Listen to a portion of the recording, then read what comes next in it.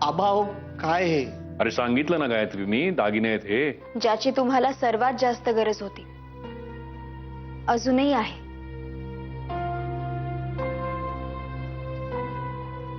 ज्याच्यामुळे तुम्ही कधी नव्हे ते कॅश वनींवर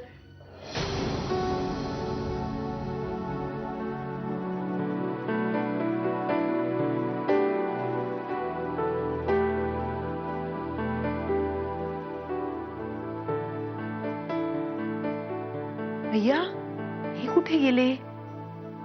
हे पण दागिने आणायला गेले की काय? देवा परमेश्वरा. विघ्नेश, अरे संकटामध्ये फक्त बायकोनीच मदत करावी असं काही आहे का? आम्ही तुझे कोणीच नाही का? अरे आमचाही हक्क आहे तुझ्यावरती. आणि आमच्याकडे आहे दागिने. म्हणून आम्ही तुला हे न मागता देतोय. महत्वाचे दागिने नाहीयेत विघ्नेश. महत्वाचं आहे ते तू या सगळ्या संकटातून बाहेर येणं. अरे आणि तुझ्या सुखातच आमचं सुख आहे रे.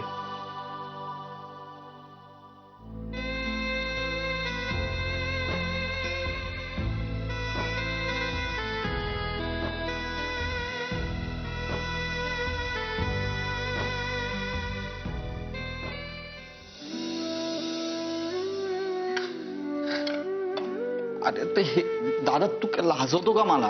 अरे तुला लाजवण्यासाठी काही नाहीये. त्याचं काय आहे की तुझ्या चांगल्या वागण्याची फळं आम्हाला मिळतात की नाही, मग तुझ्या वाईट वागण्याचं विष आम्हाला पचवायलाच हवं. I am sorry. आणि म्हणूनच आम्ही तुम्हाला मदत करणं खूप साहजिक होतं. अरे अशा वेळी तुला आम्ही सगळे साथ नाही देणार तर मग कोण देणार? नाही का ग कश्मीरा? हो. विघ्नेश, तू एक चांगला बिझनेसमन आहेस आणि एक चांगला माणूस आहे याची आम्हाला खात्री आहे. असं असून सुद्धा हे सगळं माझ्या बरोबरच घडतं का? प्रॅक्टिकल वागणं चुकीचं आहे का हो बाबा?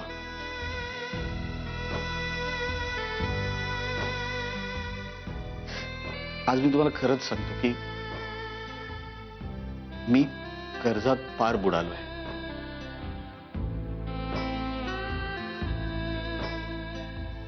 आपली प्रेस माझ्यामुळे बहुतेक आपल्या हातातून जाणार आहे.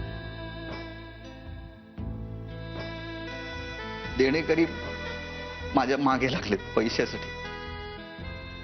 सॉरी विघ्नेश दादा,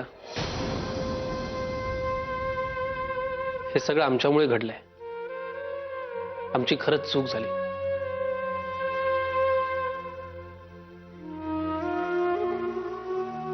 आम्हाला आता कळतंय की आम्ही तुला सोडून जायला नको होतं. हो विघ्नेश, खरंच रे आमची चूक झाली. आम्हाला माफ कर. खरंच आमच्यामुळे तुझ्यावर हा प्रसंग आलाय. दादा, इथून पुढे तुला आम्ही कधीही सोडून नाही जाणार. खरंच कधीच नाही.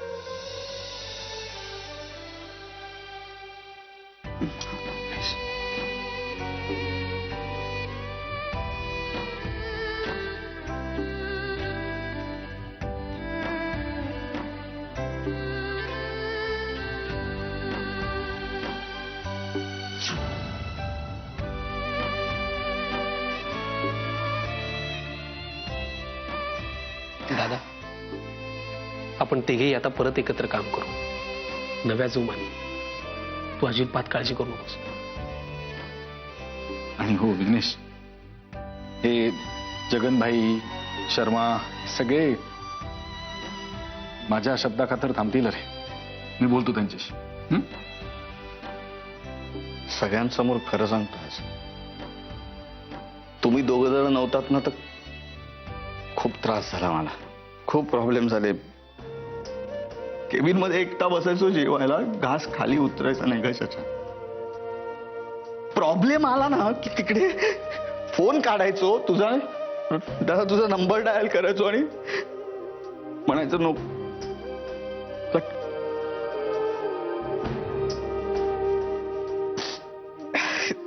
विघ्नेश, चला, मनातले गैरसमज दूर झाले आणि तुम्ही तिघे जण पुन्हा एकत्र आलात.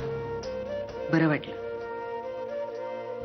अरे म्हणजे अशी लहानसहान भांडणं वगैरे ठीक आहे रे, अशी मोठी भांडणं वगैरे नका करू रे, मला त्रास होतो. विघ्नेश दादा, तुला सांगताय, नाही तुला सांगतायत. तुम्हा दोघांनी सांगताय बाबा. झालं याच्यामुळे होतं ना. ए बघ दादा, ते ऍक्च्युली भांडण तुझ्यामुळे सुरू झालं. मी कुठे काय केलं? त्याला कशाला मध्ये आणतोस तू? एक मिनिट. नाही, नाही. हे बघ, तुला कळत नाहीये. प्यायला नंतर चालू गोंधळ झाला आहे. नाही, तेव्हा- माझं म्हणणं आहे, मग ते तुला कळतंय का? दागिने आपल्याकडे दुसरी गोष्ट आली. एवढं काय लिहिताय हो? अगं काय नाही, हे मोबाईल मधले फोन नंबर जरा एका डायरीमध्ये लिहून ठेवतो. कधी कधी काय होतं, हे मोबाईल मधलं ना काय विचित्र आहे, कधी कधी असे जातात निघून, मग काय हातात राहत नाही. ते ब्लॅक अँड व्हाईट मध्ये लिहिलेले असणे म्हणजे बरं पडतं. नाही चांगली सवय आहे ही. नाही नाही. आबा, हं. कांदे पोहे. घ्या, शेवटी हिनीच आणले. वा वा वा, थँक्यू. सोबत एक झणझणीत कोल्हापूरची मिरची असती ना तर बरं झालं असतं. वा वा, बरोबर आहे. पण मीरा, खरंच या संकटाच्या प्रसंगी तुम्ही दोघी होतात म्हणून तुम्ही मला सावरलं, हे घर सावरलं. अहो, एकत्र कुटुंब पद्धतीचा हाच तर फायदा असतो ना. एकाने हार मानली तर दुसरा त्याला धीर देतो, सांभाळून घेतो. आणि आभार कसले मानताय? आपल्या माणसांचे कधी आभार मानायचे असतात का? नाही नाही, तुझं बरोबर आहे, पण तसं चूकही आहे. काय की आपण आपल्या घरच्या लोकांना ना फार गृहीत धरतो, म्हणून मग त्यांचं कौतुक करायचं राहून जातं. तुम्हाला आभार मानायचे असतील तर मीराच्या डॅडींचे माना. त्यांच्यामुळे झालं हे सगळं. खरंच डॅडने जर मदत केली नसती ना तर खूप मोठं संकट आलं असतं.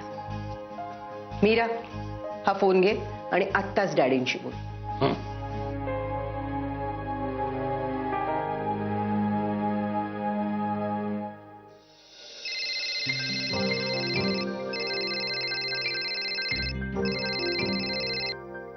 हॅलो.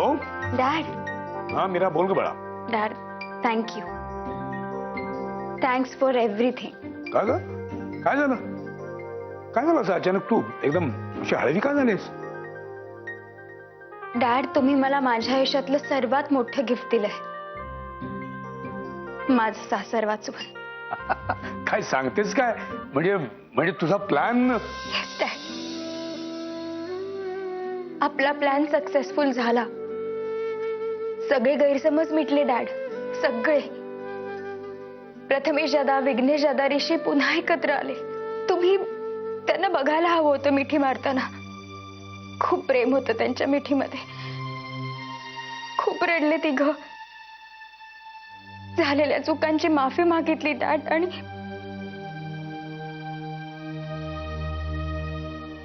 कट. नाही यात माझं काही नाही बाळा. खरं आहे प्रधान साहेब. अरे रत्नबारगी, तुम्ही? नाही, खरं आहे, तुम्ही होतात म्हणून हे सगळं शक्य झालं. नाही असं काही नाही रत्नबारगी. खरं सांगायचं तर हे तुमचे आणि गायत्रीताईंचे संस्कार आहेत तुमच्या मुलांवरती. आणि खरं सांगू, हे संस्कार कधी वाया जात नाहीत, कधी पुसले जात नाहीत. हा, द्या ना, त्या गायत्री आहेत तिकडे बाजूला, मला जरा त्यांच्याशी बोलायचं, द्या प्लीज. गायत्री,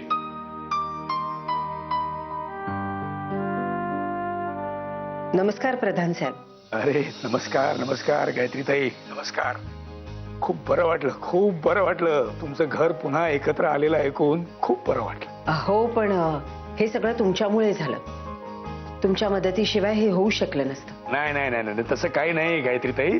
अहो, मी नाही म्हटलं असतं म्हणून तुम्ही गप्प थोड्याच बसला असतात. तुम्ही दुसरा काहीतरी मार्ग शोधून काढला असतात. पण स्वतःचं घर एकत्र आणल्याशिवाय तुम्ही स्वस्थ बसला नसतात.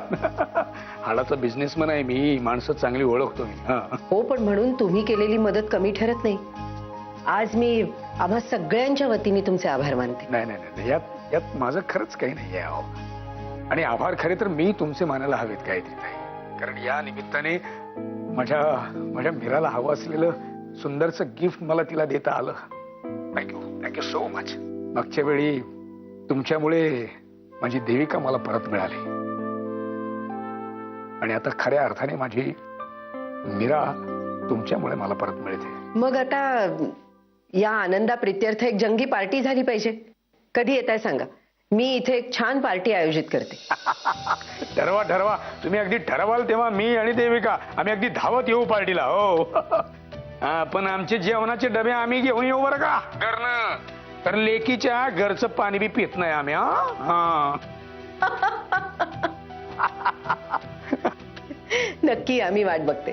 ओके ओके, भेटूया लवकरच भेटूया. काय म्हणाले? नाही, ते येत आहेत, पण म्हणत होते येताना आम्ही आमचं जेवण घेऊन येतो. पोरीच्या घरचं पाणी बी पिणार नाही आम्ही. ऋषी, तू काही म्हण, संकट कितीही मोठं असलं तरी दारू हा काही त्यावर उपाय नाही. किती तमाशा केला तरी नशीब आबा आणि आई काही बोलले नाही. म्हटलं ना मी सॉरी, कितीदा बोलून दाखवणार आहे दादा. झाली माझ्याकडनं चूक, सॉरी. आई आणि आबानी त्याच वेळेस 2-4 मुस्कटात लावून दिले असते ना, तर प्रेसवर ही वेळ आलीच नसती. विघ्नेश, अरे काय इतका का हताश होतोयस? हा, मला कळतच नाहीये. मलाही नाही कळत एवढा का हेल्पलेस होतो. तूच म्हणतोस ना दादा, दिस इज अ बिझनेस. तो बिझनेस म्हटल्यावर लॉस होणार, प्रॉफिट होणारच. आणि आम्ही दोघं नव्हतो म्हणून लॉस झाला ना तुला. मग आता आम्ही दोघं पाहून घेऊ तो कसा भरून काढायचा. ऋषी, दॅट्स नॉट सो इझी. म्हणजे पुस्तकामध्ये या डेफिनेशन चांगल्या वाटतात, पण मार्केटमध्ये व्हॅल्यू नाही राहिली आपली. प्रेस्टीज जाम बदनामी झाली रे, जाम बदनामी झाली आपली आपली आपल्या प्रेसची. आणि त्यांना जर असं कळलं की आपण पुन्हा एकत्र आलोय तर? दादा रे, खरं सांगायचं आय डोंट नो. म्हणजे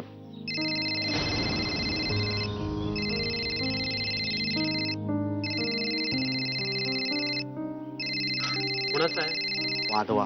तो विचार काय करतो, सुचल रिसीव्ह कर. फोन रिसीव्ह कर. This is business.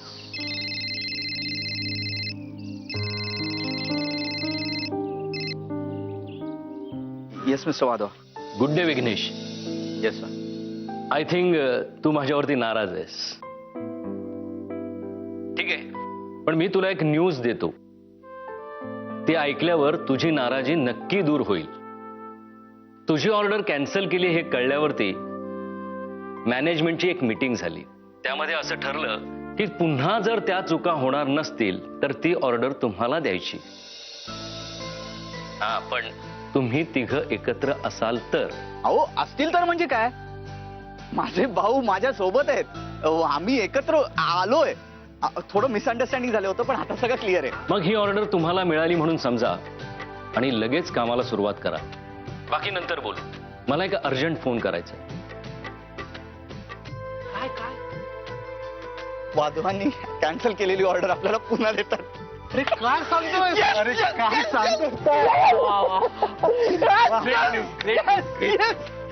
सांगितलं होतं ना, आज आपण एकत्र आलो आणि हा शुभ शकून घडला. विघ्नेश, विघ्नेश, मी आम्हाला जाऊन सांगून देतो. आणि लवकर ये. Yes, yes. वा दादा, आज खरंच खूप चांगला दिवस आहे. खरंच.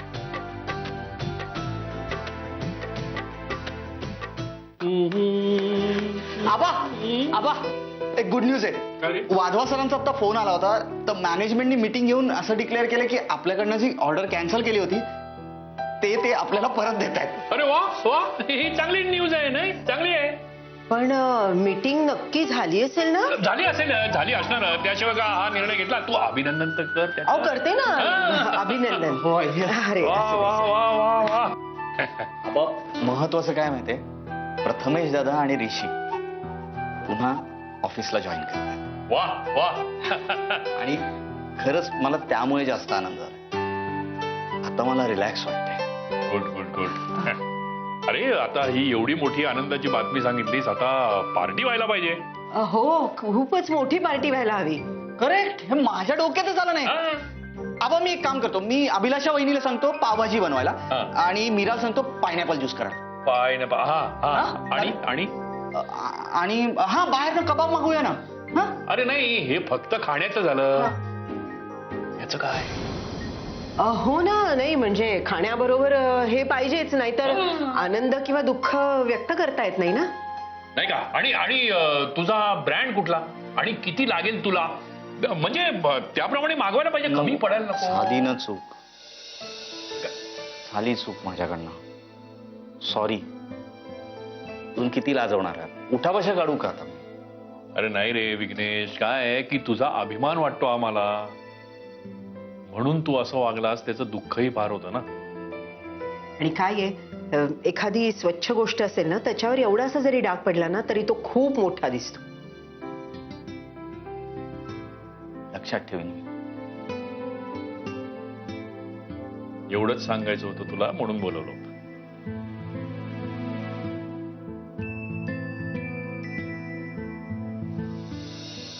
डॅड, अहो हे काय बोलताय तुम्ही? अहो सॉरी, तुम्ही मला नाही, मी तुम्हाला म्हणायला हवं. नाही डॅड, खरं तर तेव्हाची परिस्थिती खूप वेगळी होती आणि आत्ताची खूप वेगळी आहे. खरं तर आत्ता तुम्ही जरी म्हणालात तरी मला मुंबईला शिफ्ट होणं शक्य नाही. काय? तुम्हालाही हेच हवं होतं? पण मुद्दाम नाही. डॅड मला सांग. हॅलो डॅड, फोन ठेवून. Hello hello hello. काय रे, कुणाचा फोन होता? अगं डॅडचा फोन होता. मी त्यांना म्हणलं की मला इतक्यात मुंबईला शिफ्ट होणं शक्य नाही. तर म्हणाले असतील नो प्रॉब्लेम, काही हरकत नाही. मुंबईपेक्षा तुझी आभाळ मायामध्ये जास्त गरज आहे. हो ना, असंच काहीतरी म्हणत होते.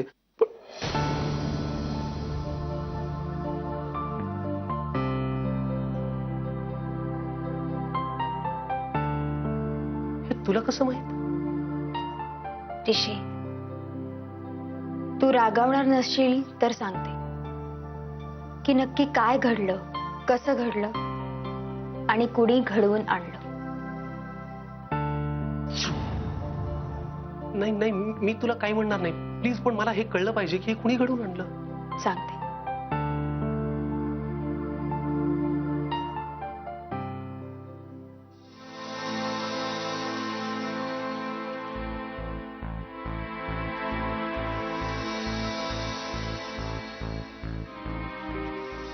मीरा, हे सगळं ऐकल्यावर ना मला स्वतःवरच हसू येत आहे. मी काय बोलू मला खरंच कळत नाहीये. मीरा,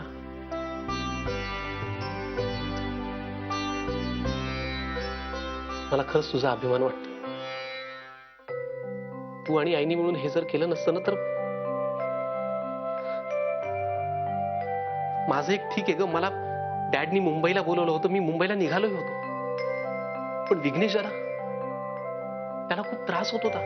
तू आणि आईनी जर हे सगळं घडून आणलं नसतं ना, तर काहीही घडलं नसतं. अरे आम्ही प्रत्येक गोष्टीवर बारीक लक्ष ठेवून होतो, अगदी छोट्या छोट्या गोष्टींवर.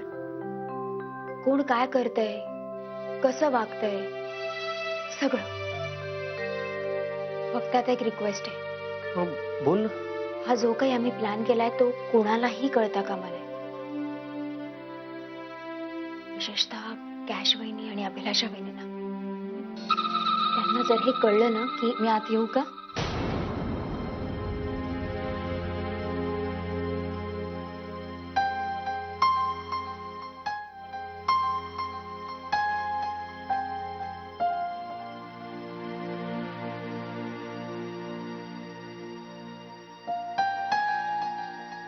ऋषी मी तुझी माफी मागायला आले. माझी माफी? कशाबद्दल? कारण जे काही घडलं त्यात अभिलाषा वहिनी आणि त्यांच्या आईंचाच दोष नव्हता, तितकीच जबाबदार मीही होते. अहो वहिनी, जे घडायचं होतं ते घडून गेलंय, तरीही मला माफी मागायलाच हवी. बहिणी, अहो काय बोलताय तुम्ही? आता हे सगळं विसरा. आता आपल्या सगळ्यांना परत पहिल्यासारखं राहायचंय, पहिल्यासारखं जगायचं, एकत्र जेवायचंय, धमाल करायची. मीरा, आणि तुला एक सांगू का, आम्हाला ना कॅश वहिनींना असं पाहायची सवयच नाही. त्या माफी मागतायत, सॉरी म्हणतायत. तुम्ही पण आता मस्त मेकअप करा, छान तुमच्या किटी पार्टीज न जा. हं? आणि तरी जर वहिनींना कळत नसेल की मी त्यांना काय सांगतोय, तर आपण त्यांना त्यांच्या भाषेत सांगूया. आता आपल्यातली भांडणं, आपल्यातली वाद, आपले गैरसमज सगळं काही फिनिश.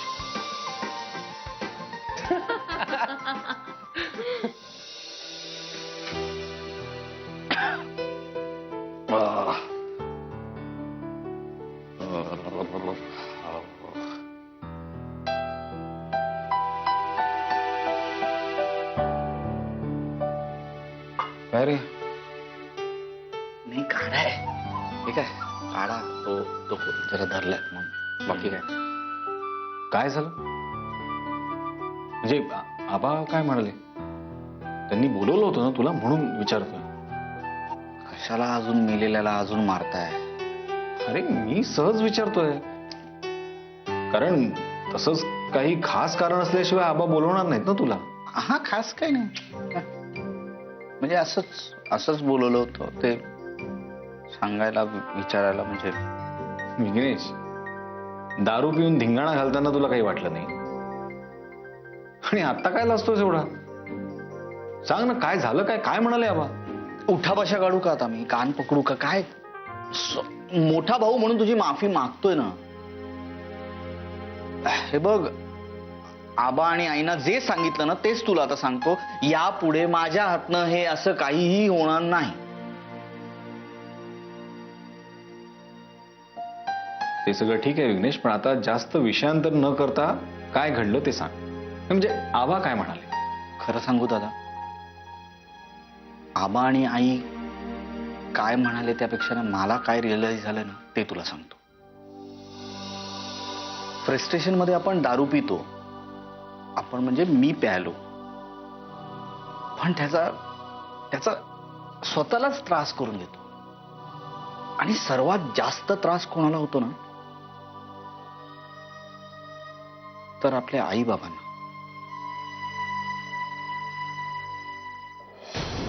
सासूबाई